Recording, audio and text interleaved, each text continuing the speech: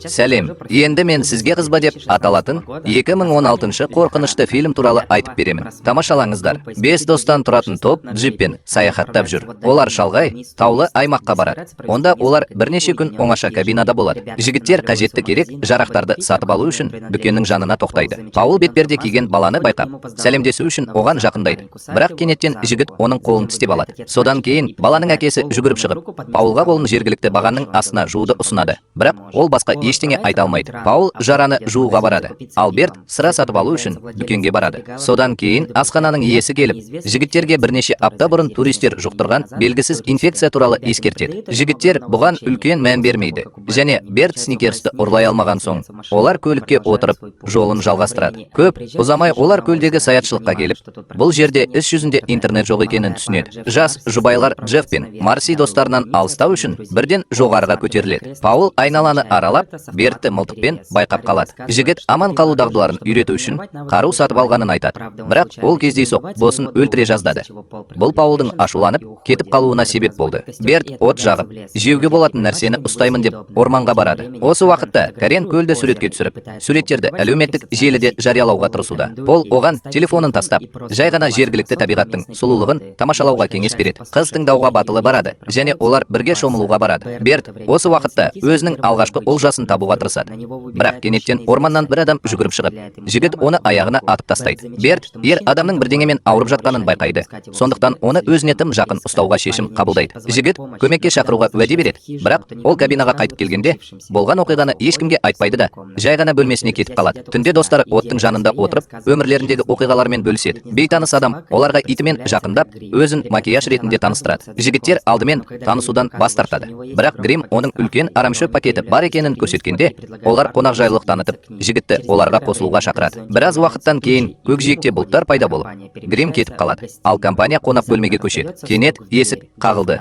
Джефф оны ашып, орманнан шыққан жігітті байқайды. Ол олардан көмек сұрайды. Бірақ Берт дереу есікті жауып тастайды. Және достарына оның бірдеңемен ауырғаны анық екенін айтып, оған көмектеспеуге кеңес береді. Жігіт жігіттердің көлігіне отырып, есіктерді құлыптайды. Содан кейін ол бүкіл көлікте қан құсуды бастайды. Қаруды алып, бейтаныс адамды қорқыту үшін дөңгелекті атып тастайды. Паул да жарғанатты алып, терезені сындырады. Содан кейін ер адам көліктен түседі. Марси қорқып, керосинді алып, бейтаныс адамға құяды. Бұл оның ауырсынудан айқайлай бастауына себеп болады.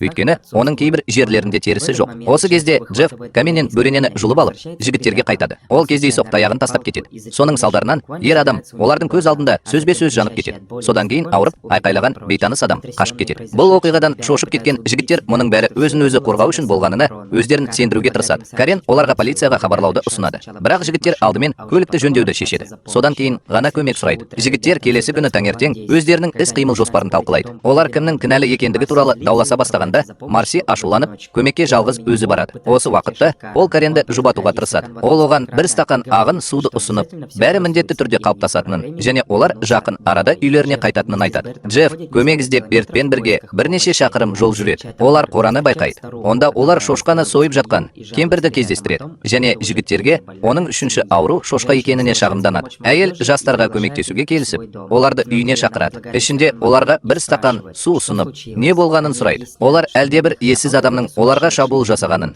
бірақ бейтаныс адам көлікті қатты зақымдап алғанымен, оны қуып жібергенін түсіндіреді. Әйел немере ағасы Генридің суретін көрсетіп, оның бірнеше күн бұрын жоғалып кеткенін айтады. Сонда жігіттер оны өлтіргендерін түсініп, көмектен бас тартуға бел буады. Содан кейін олар тез үйден шығып, көшеде Марсиді кездестіреді. Осы кезде Пол Уинстон есімді шерифтің көмекшісімен кездеседі. Қыз көлікке не болғанын дәл анықтауға тырысады. Пол сондай-ақ жұқтырған бейтаныс адамның оларға шабуыл жасағанын, бірақ олар оны қуып үлгергенін айтады. Уинстон бәрін реттеп, олардың артынан эвакуатор жіберуге уәде береді. Содан кейін жігіттер саятшылыққа оралып, көлікті жууға кіріседі. Осы кезде ауру жұқтырған грима иті пайда болады. Бірақ Марси шығып, мылтықтан атылған оқпен итті қорқытады. Карен өзін нашар сезініп, бөлмесіне кетіп қалады. Біраз уақыттан кейін Паул оның артынан барады.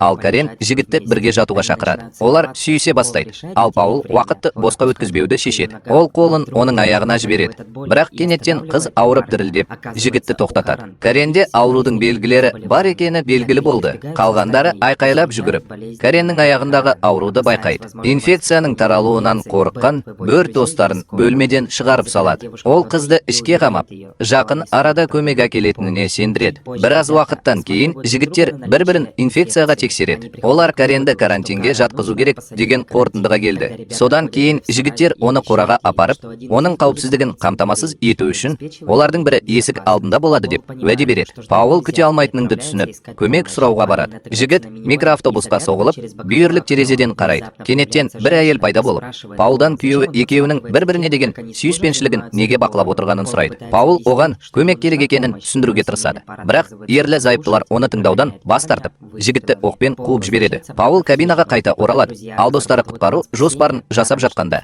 Карен қораның ішінде бірдеңені суретке түсіріп жатыр. Марси кешкі ас әзірледі. Бірақ достары тамақ ішуден үзілді-кесілді бас тартады. Олар төбелесе бастайды. Ал Джефф олардың кез келгені ауырып қалуы мүмкін екенін айтады. Сондықтан ол тіпті Марсимен бір төсекте де жатпайды. Осы кезде қораға ауру ит шабуыл жасап, жігіттер Кареннің өзін қауіпсіз сезінуі үшін оны қайтадан қуып жіберу керек. Келесі күні таңертең Марси мен Пол Каренді тексеруге барады. Бірақ олар есікті ашқанда, оның бәрі шіріген термен жабылғанын көреді. Берт көліктің қозғалтқышын жөндеп үлгерді.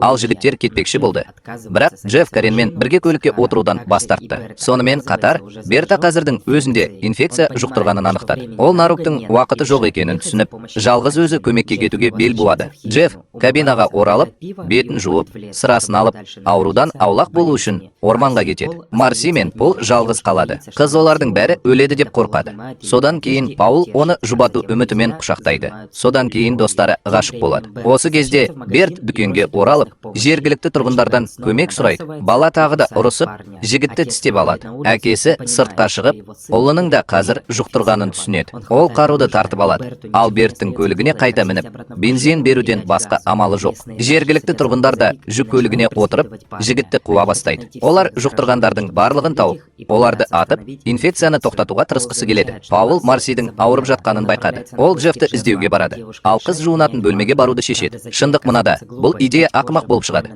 Өйткені тері сөзбе-сөз бөліктерге бөліне бастайды. Паул осы уақытта досын табуға тырысады. Бірақ кенеттен оған бейтаныс адам шабуыл жасайды. Олар оны бірінші түнде өртеп жібереді. Ол жігітті түбіне сүйреп апаруға тырысады. Бірақ ол жартылай сәтті шығып, судан шығып кетеді. Содан кейін жігіт вирустың көлде екенін түсінеді. Осы кезде Марси үйден шығып, жұқтырған итпен кездеседі. Ол оған шабуыл жасап, оны бөлшектеп тастайды. Ал Паул қайтып келгенде, оның денесінің қалдықтарын ғана табады. Ол Кареннің айқайын естиді. Оны да жұқтырған ит жарып жібереді. Паул итті өлтіреді. Содан кейін Кареннің оны өлтіру туралы өтінішін тыңдайды. Батылдық танытқан жігіт құрбысын атып тастамақшы болады. Бірақ мылтық кенет кептеліп қалады. Ол күрек алып, Кареннің бетінен ұрады. Бірақ ол өлмейді. Қыз оны осылай қалдырмауын өтінеді. Содан кейін Паул керосинді алып, Каренді өртеп жібереді. Мен не айта аламын? Керемет дос, сен жауға тілемейсің. Содан кейін Паул Бертпен кездеседі. Бірақ жергілікті тұрғындар пайда болып, оны өлтіреді. Бұл жолы автоматты жартылай ұстап алады. Ол іске қосылып, ер адамдарды бір оқпен өлтіреді. Содан кейін жігіт жергілікті тұрғындардың жүк көлігіне отырып кетіп қалады. Жолда келе жатып, ол жұқтырған қолына алаңдап, ағашқа соғылады. Біраз уақыттан кейін ол Уинстонға шығып үлгереді. Ол неге олардың артынан көмек жібермегенін сұрайды. Сол кезде шериф Уинстонмен байланысады. Ол көмекшісіне саятшылықта атыс ұйымдастырған қала тұрғындары туралы хабарлайды. Ол сондай-ақ олардың өлімге әкелетін вирус жұқтырғанын айтады және өлтіру үшін атуға бұйрық береді. Уинстон жігітке жаны ашитын сияқты. Ол оған саятшылыққа оралып, орман арқылы өтетін қысқа жол туралы айтып беруін айтады. Паул оның бағыты бойынша жолға шықты. Бірақ көп ұзамай ол оның оны алдағанын және оның адасып кеткенін түсінді. Келесі күні таңертең Джефф кабинаға қайтып келеді және аз дегенде көргеніне таңғалады. Ол аман қалғанына қуанады. Бірақ содан кейін ол да жұқтырғанын біледі. Және бірнеше секундтан кейін Уинстон оны өлтіреді. Паул орманнан шыға алмай, ақыры қайтыс болды. Оқиға орнына полиция келіп, тергеу басталды. Осы кезде Кареннің досы оның интернеттегі парақшасын ақтарып, науқас қыздың қайтыс болғанға дейін жүктеп салып үлгерген қорқынышты суреттеріне тап болады. Фильмнің соңы. Енді біздің жасаған еңбегімізді бағалап арнаға тіркеліп, лайк басып кетіңіз. Келесі видеода кездескенше.